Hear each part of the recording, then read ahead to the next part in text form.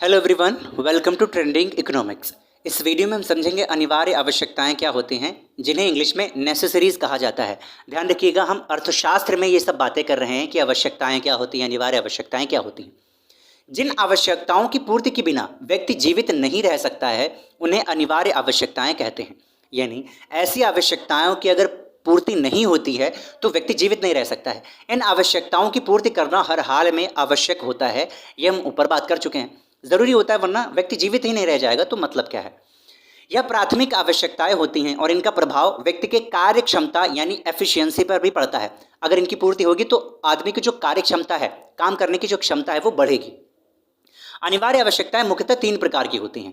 तो एक एक करके हम बात करते हैं और वो क्या होती हैं, उनके एग्जाम्पल क्या हैं वो भी देखते हैं। सबसे पहला, जीवन रक्षक अनिवार्यताएं यानी नेसेसरीज फॉर लाइफ। अब ये क्या होती हैं? ऐसी आवश्यकताएं जो जीवन को रक्षा प्रदान करती हैं, यानी जिनके बगैर हम जीवित नहीं रह सकते हैं।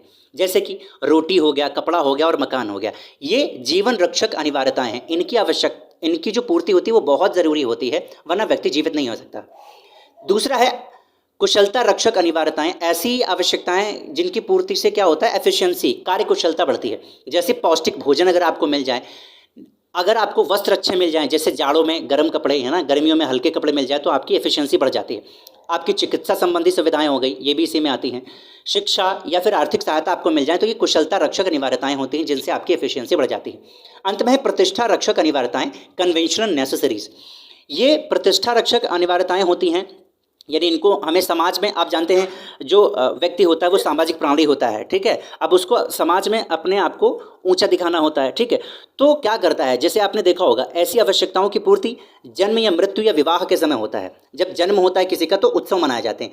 कोई ज़रूरी नहीं होता उस पर पैसे खर्चे किए जाएं, लेकिन लोग करते हैं ताकि समाज उन्हें कुछ कह ना सके, भला बुरा ना कह सके। इसी तरह मृत्यु के समय भी होता है और मुंडन वगैरह के समय भी आपने देखा होगा, विवाह के समय भी ये सारी चीज़ें होती हैं जिसमें लोग पैसे खूब खर्चा करते हैं और उत्सव मनाते हैं। इनको रूढ़िवादी आवश्यकताएं भी कहते हैं।